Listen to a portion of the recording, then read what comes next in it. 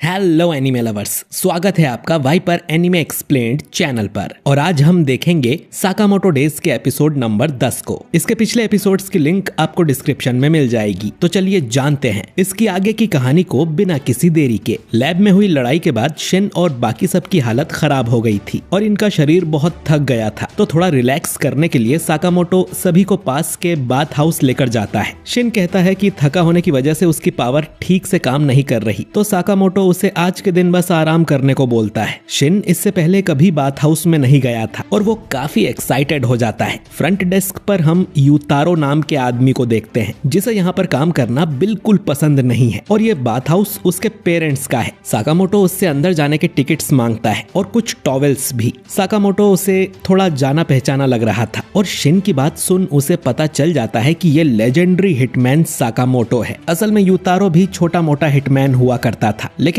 अब मजबूरी में उसे अपने पेरेंट्स के यहाँ काम करना पड़ रहा है। और साकामोटो के सामने तो वो मच्छर भी नहीं है, लेकिन वो जानता है कि साकामोटो के सिर पे कितना बड़ा इनाम लगा हुआ है और वो साकामोटो को मारने का मन बना लेता है, जिससे वो एक ही बार में अमीर और फेमस हो जाएगा और उसे अपने पेरेंट्स के यहाँ ये घटिया काम नहीं करना पड़ेगा। साकामोटो और शिन टॉवेल्स पहन लेते हैं और शैम्पू करने बैठ जाते हैं। यूतारो सोचता है कि साकामोटो का तो ध्यान ही नहीं है, वो उसे आराम से मार सकता है। इसके बाद साकामोटो और शिन एक जेट बाथटब में जाकर बैठ जाते हैं, जिसमें शिन को बहुत अच्छा लग रहा था, लेकिन साकामोटो कहता है कि पानी की स्पीड थोड़ी ज्यादा होती तो मजा आता। यूतारो अब एक रिमोट लेके आता है। उसने इस पूरी जगह में ट्रैप्स लगाए हुए थे और उन्हीं का इस्तेमाल कर वो साकामोटो को मारेगा। अब इधर शिन एक बटन दबाता है, ये सोचकर कि इससे पानी की स्पीड बढ़ जाएगी, और उसी समय यूतारो रिमोट का बटन दबाकर बाथ टब में धमाका करता है, जिससे शिन बहुत दूर जाकर गिरता है और उसे लग रहा था कि इस बाथ टब की स्पीड तो कुछ ज्यादा ही है। यूतारो अब देखता है कि साकामोटो तो अपने बाथ टब से उठा तक नहीं था और पानी की ये वाली स्पीड उसे ज्यादा पसंद आ रही है। इसके बाद साकामोटो सोना रूम में जाता है और दोनों बैठकर गर्म स्टीम बाथ लेने लगते हैं। साकामोटो कहता है कि थोड़ा और गर्म होता तो अच्छा रहता। अब गर्मी बढ़ाने के लिए शिन थोड़ा पानी चारकोल पर डाल देता है और उसी समय यूतारो अपने रिमोट का बटन दबाकर रूम का टेम्परेचर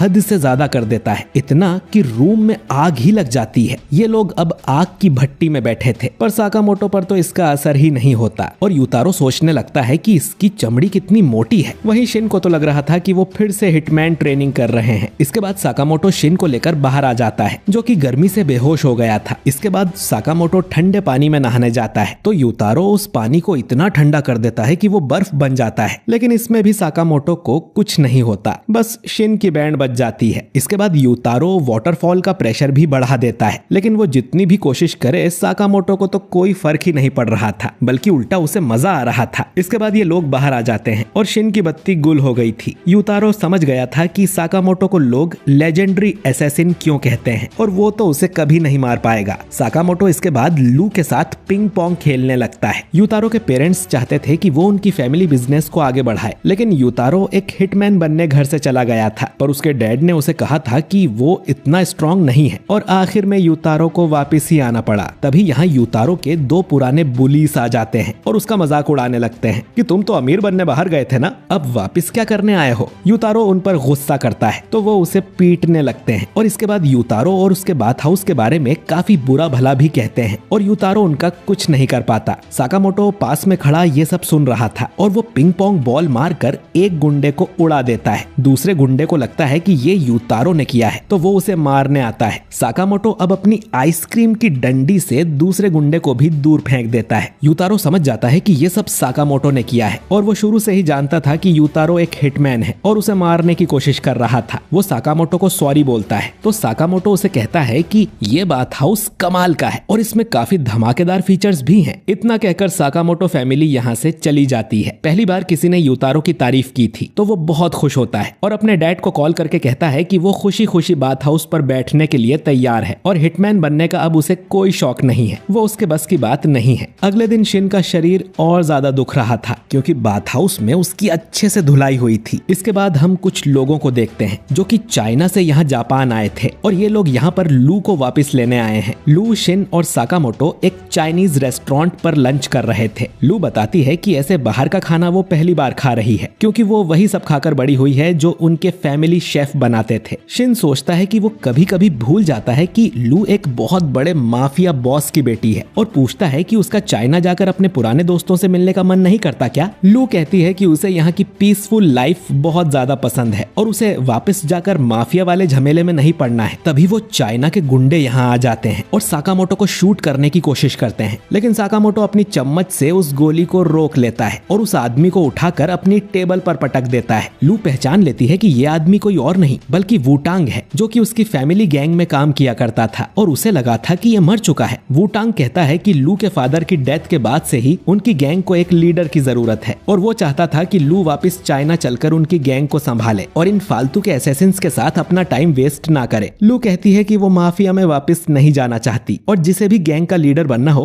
वो बन सकता है, लू को कोई फर्क नहीं पड़ता। अब लू को इतने करीब से देखकर वूटांग की नाक से खून निकल जाता है। असल में वूटांग लू को लाइक भी करता है, बल्कि वो बचपन से ही लू का पीछा किया करता था और लू को ये बात बिल्कुल पसंद नहीं थी और वूटांग तो ये सोचकर ही खुश हो जाता है कि लू ने उसे अब तक नोटिस किया था। लू कहती है कि उसे माफिया से कोई लेना देना नहीं है, वो साकामोटो की दुकान पर काम करके ही खुश है। वूटांग अब समझ जाता है कि अगर उसे लू को वापस ले जाना है तो पहले उसे साकामोटो से निपटना पड़ेगा। शिन कहता है कि अगर तुम लड़ना चाहते हो तो मैं तैयार हूँ। वूटांग कहता है कि मुझे पागल समझा है क्या जो मैं लेजेंडरी असैसिन से लड़ूंगा, वो भी बिना हथियार के। इतना कह के वूटांग इनसे बहुत दूर हो जाता है। वो अब साकामोटो को एक बैटल के लिए चैलेंज करता है। अगर वूटांग ये बैटल जीत गया तो वो लू को अपने साथ चाइना वापस लेके जाएगा और अगर साकामोटो ये बैटल जीत गया तो वूटांग उसे बता देगा कि साकामोटो के सिर पे इनाम किसने लगवाया था। साकामोटो लू को दाव पर लगाना नहीं चाहता था, इसीलिए वो बैटल के लिए मना कर देता है, लेकिन लू इस शर्त को मान लेती है। शिन कहता है कि वो क्या कर रही है, अगर हम हार गए तो उसे वापस चाइना जाना पड़ेगा। लू कहती है कि उसे पता है, लेकिन वो भी साकामोटो फैमिली की मेंबर है और साकामोटो के लिए वो खुद को दाव पर लगाने के लिए तैयार है। वूटांग अब इन तीनों को लेकर कहीं जाता है और उसने अभी तक इन्हें नहीं बताया था कि उनके बीच कौन सा बैटल होने वाला है। वूटांग कहता है कि जहां हम जाने वाले हैं वहां तुम्हारे ये बेकार के कपड़े काम नहीं आएंगे, तो चेंजिंग रूम में जाकर ढंग के कपड़े पहन लो। ये तीनों अब अपने कपड़े बदलकर सूट बूट पहन लेते हैं। इसके बाद वूटांग इन्हें एक अंडरग्राउंड कसिनो में लेकर जाता है जहां पर अंडरवर्ल्ड के कई सारे लोग आए हुए थे और यहाँ पर फिजिकल स्ट्रेंथ होने से कुछ नहीं होता। वूटांग कहता है कि यही उनका बैटल होगा। वो दोनों 30 मिलियन येन से शुरुआत करेंगे और जो भी 2 घंटे के अंदर कसिनो में सबसे ज्यादा पैसे जीत पाएगा वो इस बैटल का विनर होगा। वूटांग अपने पैसे लेकर खेलने चला जाता है। साकामोटो कहता है कि हमारे पास शिन है तो उसकी माइंड रीड करने वाली पावर से हम आसानी से गेम्स जीत सकते हैं। लू कहती है कि वो सामने वाला प्लेयर्स का माइंड पढ़ सकता है जिससे हमें पता चलेगा कि कौन सी चाल चलनी है, लेकिन शिन कहता है कि उसे कसिनो या गैम्बलिंग के बारे में कुछ भी नहीं पता है कि इन गेम्स को कैसे खेला जाता है और इनके रूल्स क्या होते हैं। साकामोटो का भी यही हाल था। लू कहती है कि वूटांग इतना अच्छा फाइटर नहीं है, लेकिन वो बहुत ज्यादा स्मार्ट है। लू फैमिली में सिर्फ ताकतवर लोगों को लिया जाता है, लेकिन वूटांग अकेला ऐसा है जो सिर्फ अपने दिमाग की वजह से इतना आगे पहुंचा है। ये लोग देखते हैं कि वूटांग ने ऑलरेडी अपने पैसे ट्रिपल कर लिए थे, उसने सारे पैसे दाव पर लगाए और जीत गया। अब साकामोटो फैमिली इसे कैसे हराएगी? एपिसोड के आखिर में हम सेबा और टनाका को देखते हैं जिनके पास अब कोई जॉब नहीं है। सेबा कहता है कि हमें एक फूड का ठेला खोल लेना चाहिए और दोनों ऐसा ही करते हैं और उसमें कैरेप नाम के मीठे चीले बना के बेचने लगते हैं। एक बार इनकी दुकान पर साकामोटो फैमिली आती है जिन्हें देख सेबा गायब हो जाता है और टनाका अपने मुंह पर आटा डाल लेता है और हवा में उड़ते कैरेप को देख इनकी शॉप बहुत जल्दी वायरल हो जाती है और ये लोग काफी अच्छा धंधा करने लगते हैं। इसी के साथ ये एपिसोड